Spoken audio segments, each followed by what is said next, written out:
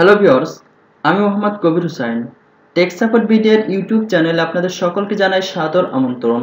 বন্ধুরা, আজ আমি আপনাদের সাথে শেয়ার করতে চলেছি web research and data entry এর ধারাবাহিক টিউটোরিয়ালের চতুর্থ পর্ব।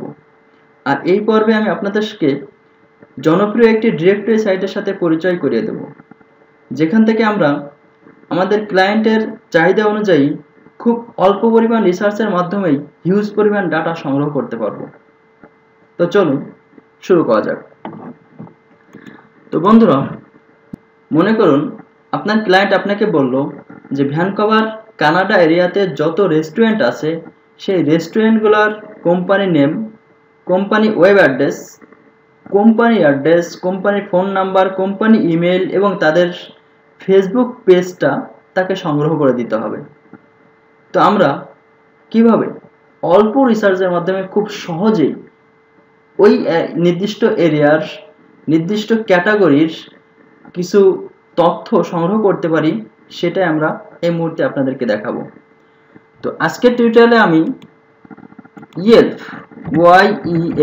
yelp.com এই ডিরেক্টরি সাইট থেকে আমরা কিভাবে আমাদের টার্গেটকৃত ডাটা বের করে নিয়ে আসতে পারি সেটাই দেখাবো।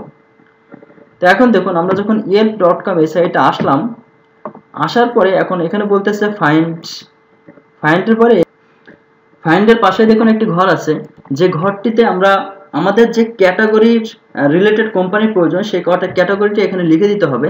আর ডান পাশে দেখুন যে লোকেশনটি, অর্থাৎ আমাদের যে লোকেশনের কোম্পানি ডাটা প্রয়োজন সেই লোকেশনটা আমাদের এখানে দিয়ে দিতে হবে।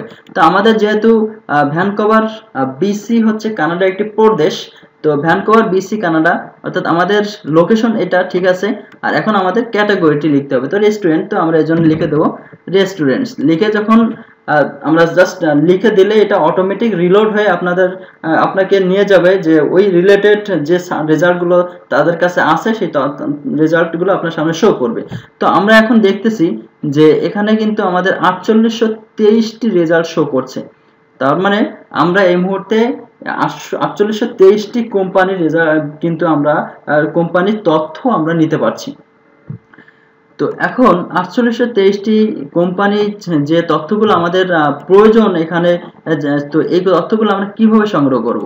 তো এই সংগ্রহ করার ক্ষেত্রে একটি মজার বিষয় হচ্ছে যে আমি নিজেই যখন প্রথম ইয়েল্প এই সাইটে কাজ করতে আসি, আমার এক ক্লায়েন্ট আমাকে কাজ দিছিল যে ইয়েল্প থেকে কিছু তথ্য নেওয়ার জন্য।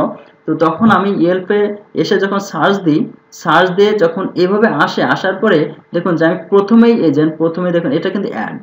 তো আমি এটা খেয়াল না করেই আমি প্রথম থেকেই কোম্পানি নেওয়া শুরু করি।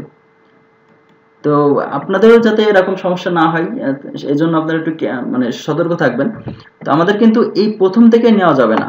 আপনি যদি একটু নিচের দিকে আসেন তাহলে দেখুন এখানে 1, 2 এইভাবে দেওয়া আছে, দেখুন যে 3, 4 এইভাবে আছে। তো আমরা এই 1 থেকে শুরু করব, নট এই গুগলে যে অ্যাড আছে অ্যাডের যে কোম্পানি, এই কোম্পানিগুলো নেওয়া শুরু করব না। তো আমাদের প্রথম কোম্পানি হচ্ছে এটা। তো এই কোম্পানি নেওয়ার জন্য বা এই কোম্পানির আরো তথ্য নেওয়ার জন্য আমরা এই কোম্পানির উপরে যদি ক্লিক করি, তো দেখুন যে আমি নতুন একটি ট্যাবে ওই কোম্পানিটি ওপেন করছি। তো ওপেন করার পরে কিন্তু আমরা আরো যে তথ্য দেখুন, কোম্পানির নেম রয়েছে, কোম্পানির অ্যাড্রেস রয়েছে, কোম্পানির ফোন নাম্বার রয়েছে, কোম্পানির ওয়েবসাইটও কিন্তু এখানে রয়েছে। তো আমরা যদি একটু আপনাদের একটু ডাটাটা এন্ট্রি করে দেখাই, দেখুন যে কোম্পানির নেম, কোম্পানির যে ওয়েব অ্যাড্রেস, তো কোম্পানির ওয়েব অ্যাড্রেস, এরপরে কোম্পানি অ্যাড্রেস, তো আমরা এইটুকু নিয়ে নেব। কোম্পানি ফোন নাম্বার, এরপরে আমাদের প্রয়োজন হচ্ছে কোম্পানি ইমেল আর ওই কোম্পানির ফেসবুক পেজ। তো কোম্পানি ইমেল আর কোম্পানি ফেসবুক পেজ নেওয়ার জন্য আমরা চলে যাব এই কোম্পানির যে ডোমেনটি আছে এই ডোমেনে বা এই কোম্পানির ওয়েবসাইটে। তো কিছুক্ষণ লোড হওয়ার পরে আমরা আমাদের কাঙ্ক্ষিত যে কোম্পানির যে ওয়েবসাইট সেই ওয়েবসাইটে চলে আসলাম। তো এখন আমরা এখান থেকে দেখুন যে দেখার চেষ্টা করবো সামনে কোথাও আমাদের মেলটা শো করে কিনা, বা আমাদের এখানে অলরেডি দেখুন যে ইমেল এক্সট্রাক্টর সে কিন্তু 2টা মেল শো করছে। তার মানে আমরা এখান থেকে কোম্পানি ইমেলটা পেতে পারি। তো আমাদের এখানে কন্ট্যাক্ট পেজ আছে, তো আমরা কন্ট্যাক্ট পেজে একটু যাই। তো কন্ট্যাক্ট পেজে যেয়ে আমরা যদি দেখুন যে দেখুন অলরেডি আমরা কোম্পানির যে ইমেল অ্যাড্রেস সেটা পেয়ে গেছি। তো আমি কোম্পানি ইমেল অ্যাড্রেসটা নিলাম। আর হচ্ছে ফেসবুক পেজ, তো ফেসবুক পেজটা আমরা এই দেখুন অলরেডি পেয়ে গেছি ফেসবুক। তো আমরা এখান থেকে ফেসবুক পেজটি নিয়ে নিলাম। যদি আমরা এখান থেকে না পাইতাম তাহলে কিন্তু আমরা এটা গুগলে সার্চ করে আমরা এভাবে গুগলে সার্চ করতাম কোম্পানিটি। গুগলে সার্চ করার পরে তখন আমরা এখানে দেখতাম যে ওই কোম্পানির ফেসবুক পেজ এখানে শো করছে কিনা। আবার আরেকটা বিষয় একটু খেয়াল রাখবেন, যেটা আমি গত লিড জেনারেশন টিউটোরিয়ালে মনে হয় বলেছিলাম একটা বিষয়ের উপরে কাজ করতে, যে সেটা হচ্ছে যে আপনারা যখন কোনো অ্যাড্রেস নেবেন, সেই অ্যাড্রেস নেওয়ার ক্ষেত্রে যদি আপনার ইয়েল্প থেকে সংক্ষিপ্ত আকারে অ্যাড্রেস পেয়ে থাকেন, তো তখন আপনারা সেই কোম্পানিটি গুগলে সার্চ করবেন। গুগলে সার্চ করে দেখবেন যে বড় কোনো অ্যাড্রেস গুগল থেকে পাওয়া যায় কিনা। যদি গুগল থেকে বড় অ্যাড্রেস পাওয়া যায় তো আপনারা সংক্ষিপ্ত অ্যাড্রেসটা ডিলিট করে বড় অ্যাড্রেসটি নেওয়ার চেষ্টা করবেন। কেননা আপনার যে ক্লায়েন্ট সে কিন্তু আপনার কাছে যে তথ্যগুলো চাচ্ছে, সেই তথ্যগুলো কেন চাচ্ছে, কারণ সেই জন্য সহজেই সেই কোম্পানির সাথে কন্ট্যাক্ট করতে পারে। তো আপনারা যদি অ্যাড্রেস বা যে কোনো কিছু যদি সংক্ষিপ্ত আকারে দেন তাহলে কিন্তু তার একটু সমস্যা হবে। পরবর্তীতে সেই ক্লায়েন্ট আপনাকে কিন্তু কাজ দিতে গেলেও একবার ভাববে যে না এখানে কাজ দেবো কি দেবো না।